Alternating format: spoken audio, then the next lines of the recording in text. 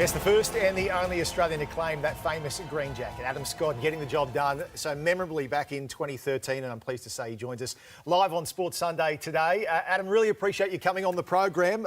Must be a little strange sitting here at home back in Australia knowing what could have been unfolding right now at Augusta National. Yeah, sure, of course. Everything has turned upside down in the last weeks, but it's nice to be able to be back home and be safe here for the moment, and happy Easter to everyone out there. Oh, thank you, Adam. We'll take that and we'll eat some of this chocolate on your behalf.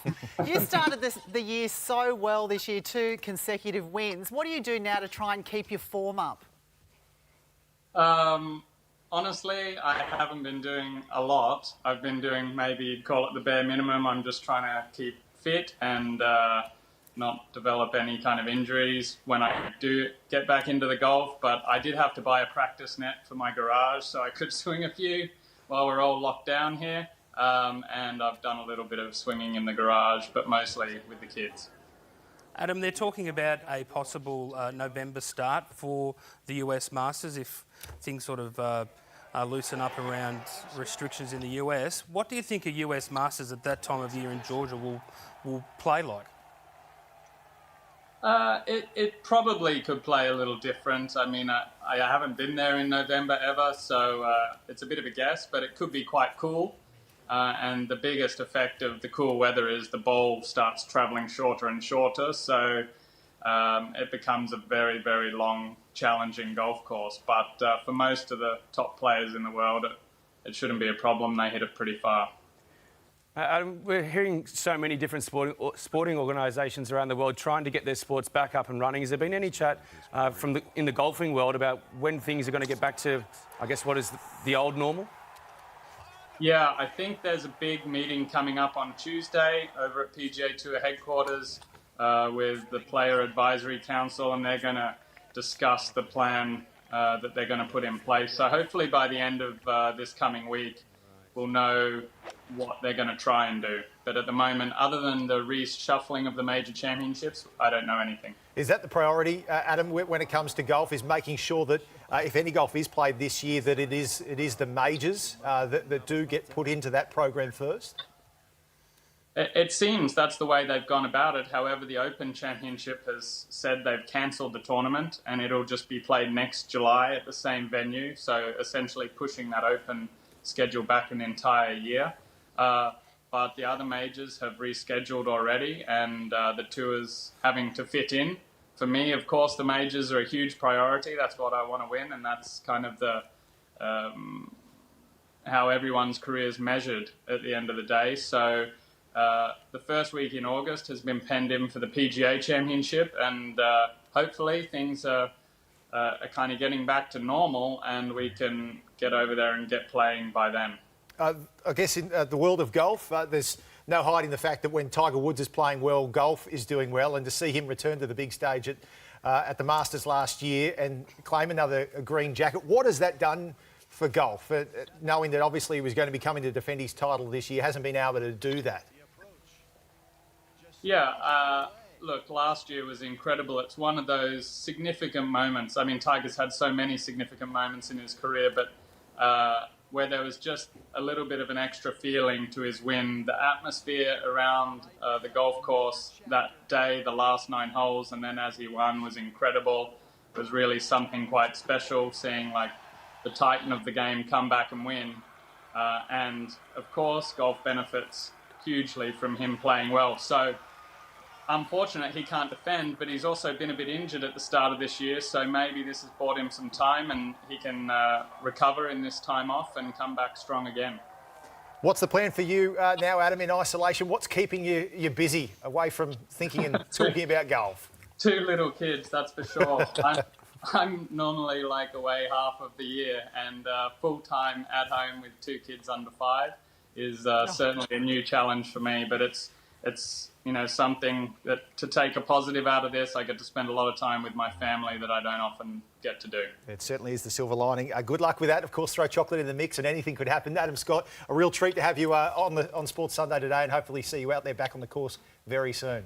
Hope so. Thanks so much for having me. Have a good Easter. 2013 Masters champion Adam Scott there joining us on the program. Great to have him there. Let's head to the US, where someone who's actually appeared in 14 US Masters, has been the face of Australian golf for so long. 9 US PGA Tour wins along the way. Stuart Appleby joins us. He was a part of the 9 President's Cup coverage in December last year at Royal Melbourne. Stuart, great to have you on the program in the United States. I've got to say to you, first up, how are things for you over there? I know it's a tough time for that country at the moment. Yeah, Australia's America's been very beaten up by this. We've been very lucky in, I guess you'd say, our area. But when you turn on the TV and see the numbers of, 2,000 people a day, almost, I think it was yesterday, it's hard to comprehend the stress to the system. And, the healthcare system is probably nowhere near as advanced. It's brilliant if you want to make money, but not always for the people. So it's certainly not as advanced as Australia. Very weird driving around. You sort of rush into a store, buy something, and you want to stay longer to get a good week's supply, or do you come in and do your shopping quickly, get in, get out? And we may be only in the halfway portion of this, so very strange. Yeah, there still could be a long way to go. And what does that mean for golf? They're talking about condensing a lot of the majors when they finally do get up and running. How much of a difference does that make to the players? Well, we have nothing to go by. We can only go by the leadership. We have, typically in a golf tournament, you have 120 to 150 guys in a tournament, depending on how long the day is, being summertime. And you have upwards of 1,000 volunteers per tournament, and not to mention fans, many, many thousands. So how do you come back and present a location that's safe and doesn't spark something into the future? Very, very difficult. Like, hearing that the British Open was gone, it's my favourite major, as I grew up as a kid when I first started playing golf, watching that. But then they need every minute of daylight in summer to play. From daylight to sunset, they play till 10 o'clock at night, so they can't play any other time of the year. They're done. The other majors, I think I was going to do some TV with the PGA. Hopefully I can still get back and do that out in California.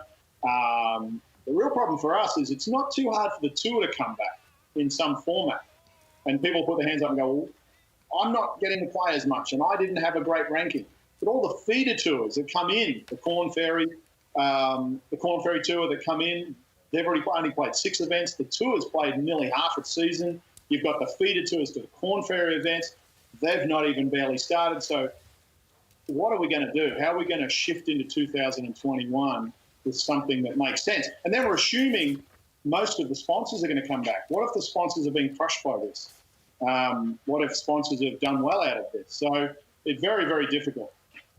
Stuart, we just had Adam Scott on before. He said he's hitting balls in his backyard into a net. Have you been able to swing a club at all? And there's parts of Australia and New South Wales you can actually still get out and have a hit. I'm assuming in the US though it's not that. It's pretty restrictive though. We've still got our club open. We're a private club. We've got one person per golf cart rules. I don't think we have brakes in the bunkers and things like that. I don't think we have a device that lets the ball go into the hole. I think we have a little bit of a cool noodle around it. I've not hit balls for, not a lot this year. I've not played a lot, but certainly the last month plus I've done nothing. So I've been trying to, obviously the gym's closed, the club's closed. I've been swimming in the lake, dawdling around the house. It's a very weird feeling. He's worth following on Instagram, I've got to say too, Stuart Appleby. Stuart, great to have you on the show. Good to chat again, and all the best over there in the US at the moment. Before we let you go, though, this has been a really tough time for your family. I know you've got a shout-out to make this morning. Yes. Unfortunately, my lovely sister, her husband, Mark, passed away just yesterday, I believe, Aussie time. He was having a tough run with a very rare form of non-smoking lung cancer. And I wanted to shout out to, we talked a lot about healthcare workers are going through the virus right now and the issues they have to face every time they get out of bed. But certainly he was down at Peter Mac with Ben Solomon, who was his doctor, and his team were unbelievable. Obviously, and to be honest, I've met a lot of champions that hold trophies, but I've never met a person more of a champion than this guy. And everyone who knows Mark, and if he's watching me talk right now, will be cheering inside. he was lucky enough. Nick Maxwell, Stuart Appleby's with the Collingwood boys, and Nick got hold of Parramatta, and Mark's a massive Parramatta fan, and got a jumper signed for him a few weeks ago and rushed up to him in hospital. And he was over the moon. And unfortunately, being a Victorian, I've heard of every Parramatta's great plays of the past through Mark. And I've got to say, I'm unfortunately missing that. And I just wanted to say that we're all thinking of his family, our family, but I'm really thinking about the people who tough it out day in, day out in the healthcare system that just get beaten up by, unfortunately, they meet great people like Mark, but it's what a tough job. And we're thinking of you guys, certainly this time of the year. Beautifully said, Stuart. All the best to you and your family from us at the Nine Network as well.